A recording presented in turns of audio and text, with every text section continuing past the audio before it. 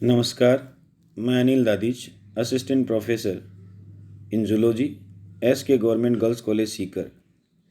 आज के वीडियो में हम चर्चा करेंगे परजीवियों में पाए जाने वाले अनुकूलन या अडेप्टेशन के बारे में। मुख्य रूप से इस वीडियो में जो फोकस होगा वो पैरासाइट्स या परजीवी होते क्या हैं तथा उनके कितने टाइप्स होते हैं। फिर अगले वीडियो में इन्हीं में हम बात करेंगे कि हेलमिन्थ्स यानी कृमि जो दो प्रकार के हैं, प्लेटी हेलमिन्थीज और एस्क हेलमिन्थीज, उनमें परजीविता जो पाई जाती है उसके लिए क्या क्या अनुकूलन या अडेप्टेशन उनके शरीर में पाए जाते हैं। सबसे पहले तो यदि हम बात करें कि पैरासाइट या परजीवी होते क्या हैं, तो हम ये कह सकते हैं कि वे जंतु जो अपना पोषण या न्यूट्रिशन दूसरे जंतुओं से प्राप्त करते हैं। सामान्यतः ये न्यूट्रिशन वे जंतु दूसरे जंतु से लिक्विड रूप में या तरल रूप में प्राप्त करते हैं। जिन जंतुओं से ये अपना न्यूट्रिशन प्राप्त करते हैं उन जंतुओं को होस्ट या परपोषी कहा जाता है।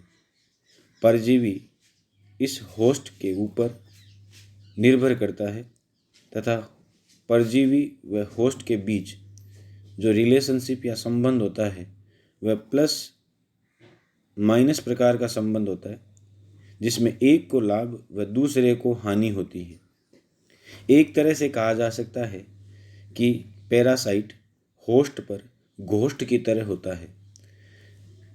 आगे यदि हम बात करें कि ये परजीवी या पैरासाइट होस्ट को किसी प्रकार की डिजीज़ प्रदान करते हैं या फिर उसके जीवन के किसी हिस्से को पूर्णतः प्रभावित करते हैं या धीरे धीरे उस परजीविता के कारण उस होस्ट के अंदर एक तरह से विनाशकारी क्रियाएं प्रारंभ हो जाती है, जिसका अंत मृत्यु के रूप में होता है। यदि हम ये बात करें कि परजीवी या पैरासाइट्स हैं, उनके टाइप्स कितने होते हैं या प्रकार कितने होते हैं, तो उसके लिए अलग अलग आधार हैं। इस टॉपिक में केवल हम डेफिनेशन या परिभाषा तथा उदाहरण देकर उनको संक्षिप्त में समझने की चेष्टा करेंगे। यदि हम बात करें कि परजीवियों में पहला प्रकार जो होता है वो बाह्य परजीवी या एक्टोपैरासाइट। एक्टोपैरासाइट या बाह्य परजीवी का अर्थ होता है कि वे परजीवी जो शरीर पर बाह्य रूप से या शरीर के ऊपर पाए जाते हैं, शरीर के अंदर नहीं पाए जाते हैं, उन्हें बाह्य परजीवी कहते हैं।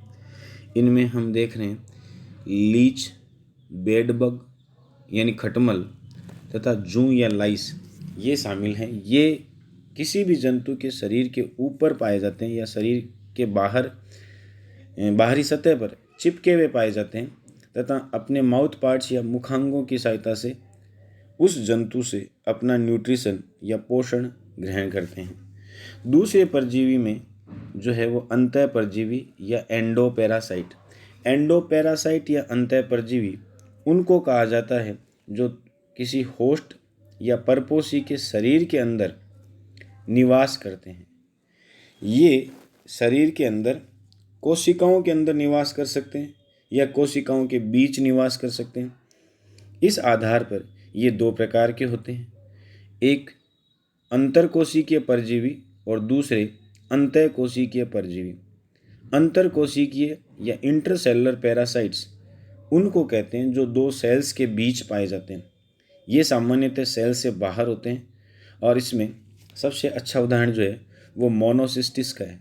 मोनोसिस्टिस एक प्रोटोजोअन है जो कि केंचुए के सेमिनल वेसिकल में पैरासाइट के रूप में होता है। केंचुए के सेमिनल वेसिकल में पाए जाने वाले स्पर्म या शुक्राणुओं को ये खाता है या एक तरह से उनसे अपना न्यूट्रिशन प्राप्त करता है। दूसरे जो परजीवी हैं उनमें अंतःकोशिकीय परजीवी या इंट्रासेलुलर पैरासाइट शामिल हैं। उन इंट्रासेलुलर पैरासाइट्स के बारे में कहा जाता है कि ये कोशिकाओं के अंदर निवास करते हैं और इसमें जो सबसे अच्छा उदाहरण है वो प्लाज्मोडियम का है। प्लाज्मोडियम की कई जातियां विश्व भर में पाई जाती है, जिनमें से 4 जातियां मुख्य रूप से होती है। Plasmodium falciparum, Plasmodium malariae, Plasmodium vivax और प्लाज्मोडियम ओवेल। ये जो जातियां होती है वो मलेरिया फैलाती हैं। इनमें से जो सबसे घातक जाति मानी जाती है वो फैल्सीपेरम जाति मानी जाती है, जो मानव के अंदर डेथ रेट या मृत्यु दर है उसको बढ़ाने का काम करती है। ये मुख्य रूप से आरबीसी और लीवर सेल्स यानी यकृत कोशिकाओं के अंदर परजीवी के रूप में पाई जाती हैं। इसी तरह लिस्मेनिया डोनोवेनी जो लेशमेनियासिस नामक रोग या काल एजार रोग उत्पन्न करता है, वो भी अंतःकोशिकीय परजीवी के रूप में होता है। ये भी एक प्रोटोजोआ है। तीसरे परजीवी की श्रेणी या तीसरी श्रेणी में जिन परजीवियों के बारे में हम बात करेंगे वो है टेम्परेरी पैरासाइट्स या अस्थायी परजीवी, अर्थात वे पैरासाइट्स जो पूरा समय पैरासाइट के रूप में न बिताकर कुछ ही समय पैरासाइट के रूप में बिताते हैं, उन्हें हम अस्थायी या टेम्परेरी पैरासाइट के रूप में मानते हैं। या यूँ कह सकते हैं कि कोई जंतु जिसके जीवन की कोई छोटी सी अवस्था पैरासाइट के रूप में होती है तथा शेष अवस्था वो स्वतंत्र रूप से व्यतीत करता है, उसे हम टेम्परेरी या अस्थायी परजीवी के नाम से जानते हैं। यूनियो जो कि मोलस्का का सदस्य है, उसके जीवन काल में एक लार्वा अवस्था पाई जाती है जिसे ग्लोकीडियम या ग्लोचीडियम लार्वा कहते हैं।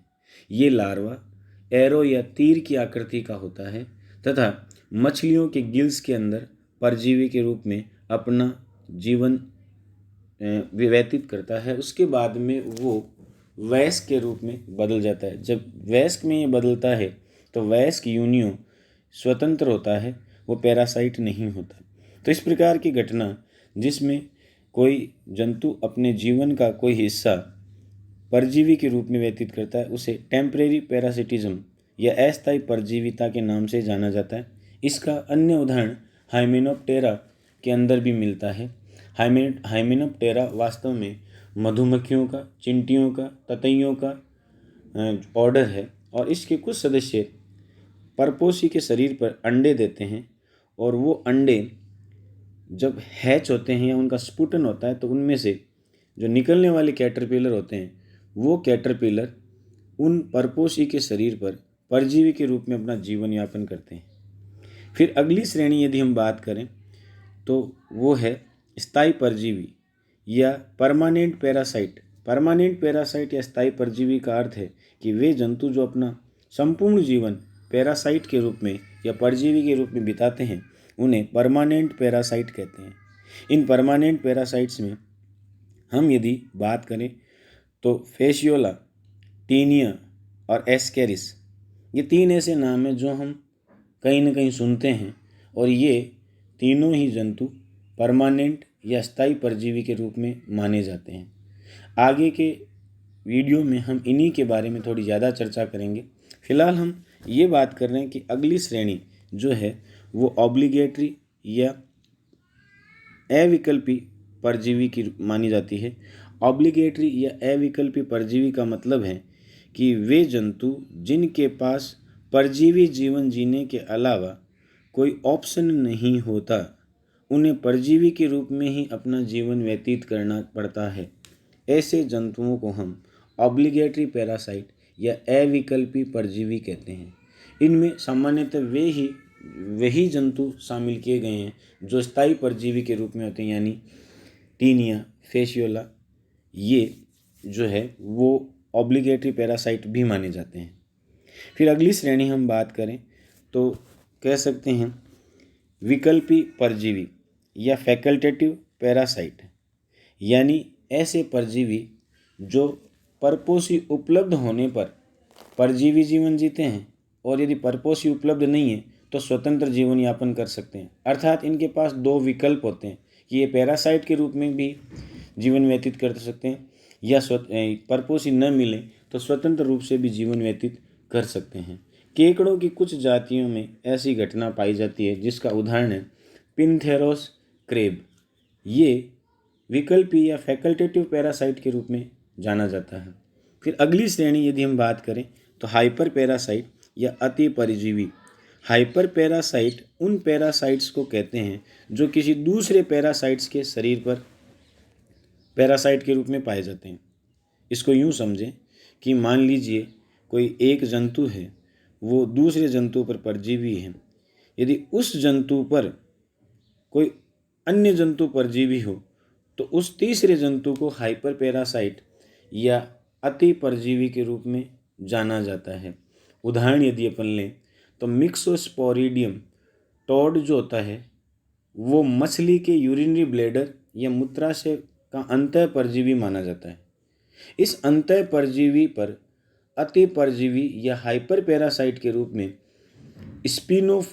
स्पिनोस्पोरा पॉलीमॉर्फा जो है वो हाइपर पैरासाइट के रूप में माना जाता है। तो इस वीडियो में हमने पैरासाइट कितने प्रकार के होते हैं उनके बारे में चर्चा की है।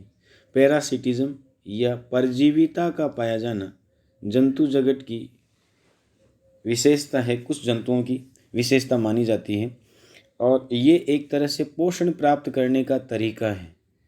ये जंतु अपना पोषण स्वयं नहीं बना सकते, इसलिए ये दूसरों के शरीर पर अपने पोषण के लिए निर्भर करते हैं और एक तरह से अपना जीवन यापन है वो दूसरे पे आश्रित होकर के करते हैं। परजीवी जो है वो जंतु जगत में कुछ संघों में ज़्यादा संख्या में पाए जाते हैं।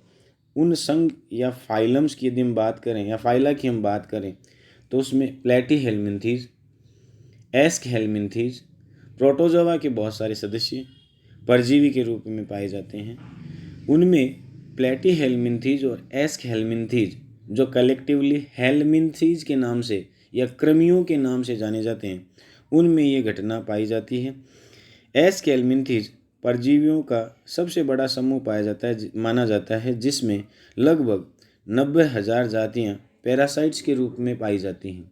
ये जंतु पौधों में और जंतुओं में दोनों में ही पैरासाइट्स के रूप में होते हैं। इसी तरह प्लेटीहेल्मिन्थीज के सदस्य भी परजीवी के रूप में पाए जाते हैं। उसमें ट्रिमेटोडा और सेस्टोडा के सदस्य खास तौर से पैरासाइट के रूप में होते हैं। तो आगे के वीडियो में हम इन्हीं के बारे में चर्चा करेंगे कि ये किस तरह से पैरासाइट के रूप में अपना जीवन यापन करते हैं। पैरासाइट के रूप में अपने जीवन यापन करने के लिए इनके अंदर क्या क्या शारीरिक विशेषताएं या इनकी शारीरिक जो क्रियाएं होती है वो किस तरह से उस परपोषी के शरीर में अनुकूलित रूप से संपन्न की जाती है, उसी के बारे में बात होगी। आज के लिए इतना ही। धन्यवाद।